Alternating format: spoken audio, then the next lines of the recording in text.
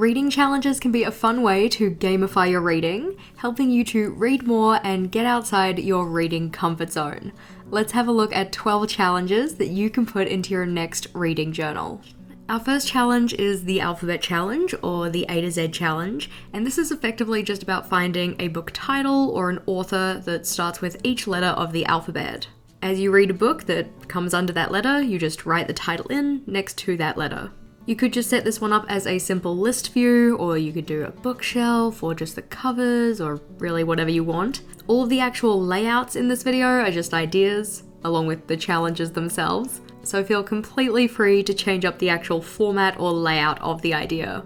The next idea we have is the Read the Rainbow challenge, and this one is very much based on the book covers. So looking at the book covers and picking out the kind of main colour in each of them, and trying to read a book for each colour of the rainbow.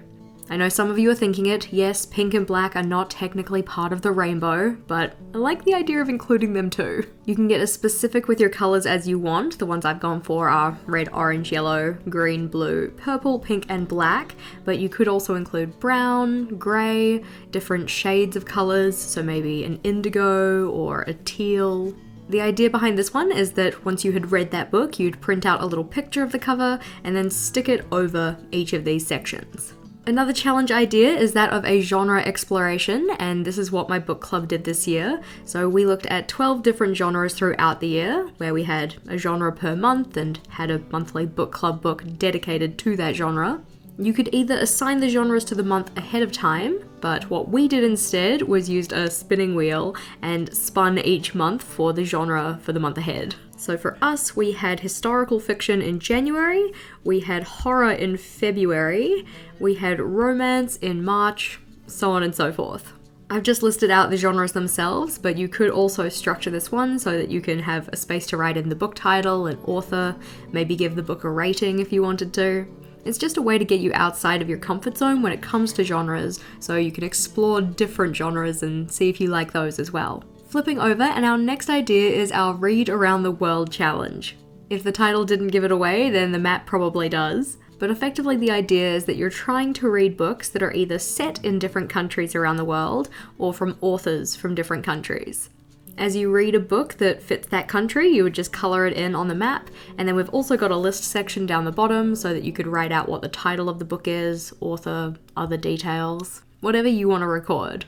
The next challenge we have is that of a reflective reading challenge, and this one's very much about thinking about your personal characteristics and then trying to find books that reflect those characteristics or characters that reflect those characteristics. This could be characteristics that you either already kind of have or ones that you're trying to build upon. So kind of using those characters as inspiration to help you build that ability or trait in yourself. Again, this one's just set up as a simple list view, so you'd list out what the characteristic was and then the book that you read that kind of mirrored or fit that characteristic. They don't just have to be mental characteristics either, they could be physical characteristics if you prefer. It's effectively just trying to find a representation of yourself through your reading. Talking about representation, our next challenge is that of a representation or diversity reads challenge. Diversity means different things to different people. It also probably very much depends on the kind of stuff you read already. But this one's set up as a bingo board, so with different types of diversity reads that you could have in your diversity challenge. As you can probably tell, this one is a printout, and a link to this one and the world map that I used and pretty much any kind of printable thing that I used can be found in the description box below, along with all of the other materials that I used in this setup. Turning over to the next page though, I of course had to include a year in pixels here, but this one is a year of reading challenge. So looking at each day of the year and denoting something about your reading.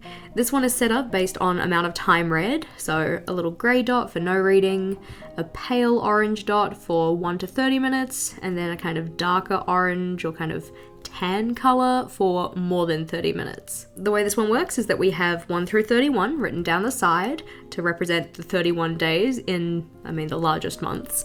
And then we also have initials for each of the months along the top.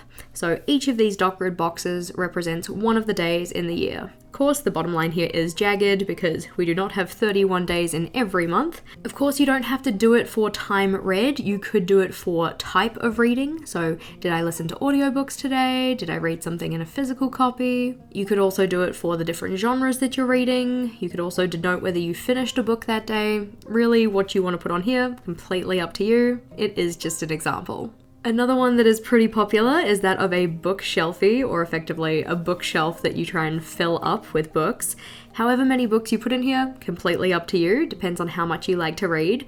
Personally, when I have set these up, I try and use larger books on the bookshelf so that it looks full, but there's less books, because I don't read all that much. The idea for this one though is that you fill it with the book outlines, and then as you read those books, you can color them in. You could also write the titles of the books on them, or you could fill it with book prompts like we have on our book bingo. Now, I know we had a bingo board before, but that one was for our Diversity Reads challenge. This one has prompts that aren't so much tailored to that. So things like, the book cover is my favorite color, or this book has 400 or more pages. This book was a 5-star read. As you read books that fit each of these, you'd then just color them in, or what I've done is given them an individual little outline. You could also set it up so that your first horizontal or diagonal or vertical gives you some kind of a prize, and then some kind of prize for filling the bingo board in full. Or you might just view the reading as reward enough and leave it as it is. It's just another fun challenge. Flipping over, the next one we have is a head-to-head challenge, or what is also sometimes called a book bracket tournament. In this one, you're effectively pitting your books against each other, so taking the top read from each of the months, so January, February, March, April, May, June, etc., and then thinking about them in pairs, which one of those was your favorite. So for January versus February, which one did you actually enjoy more? Which one had a higher rating or something like that? That one moves on to the next round. This happens for each of the month pairs, so March and April, and then the winner from that, May and June, the winner from that, July and August, the winner from that, so on. And this brings us to our next tier. So the next tier, because we have 12 months of the year, I could have done another like 2 versus 2, but then it starts to get a little messy. So instead what I've done is 3 versus 3. So your top read from January, Feb, your top read from March, April, and your top read from May, June. And then of those 3, which one was your top read? That one moves on to the final round. Hopefully you can kind of see what I mean, but at the end of the year you will have your top read, you'll have the runner-up from whichever didn't win the final challenge, you'll have the runner-up, runners-up, which will be in here, whichever ones didn't progress forward, so on and so forth. You could also do this one as kind of more like a tally table, so pairing up all of the books against each other to get a kind of definitive ranking. So January versus Feb, and January versus March, and January versus April, so on and so forth, and see who comes out on top that way. The next idea we have is that of a book awards page, and I thought this was a really fun idea. This one I saw from Psychonaut Journaling on YouTube. But effectively, at the end of your year or reading period, you're gonna give your books award based on different random categories. The categories are up to you, but I've got a couple of examples. So my top read, the book that made me cry the most, best series, or most relatable character. It's effectively like the Goodreads Choice Awards, except the choices are yours.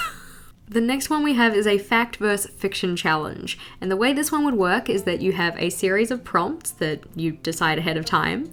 And then for each of those prompts, you try and find a book that would be a fiction book that relates to the prompt and a non-fiction book that relates to the prompt. I've done this one quite simply in just thinking about the first word in each of the book titles. So Atomic Love versus Atomic Habits. Can't Look Away versus Can't Hurt Me. Primal Fear versus Primal Branding, etc. Of course, this is the super simple version because you're just looking at the names of the books, which is a little bit easier, but you could also do these based on other themes as well. The Fiction vs. Fact Challenge is a similar concept to what my book club is doing in the year ahead, and if you wanted to check that one out, then the video on screen here will give you all the details. But what if you want to track your reading? I've also got a video for that too, so click or tap on the video here and I'll see you over there.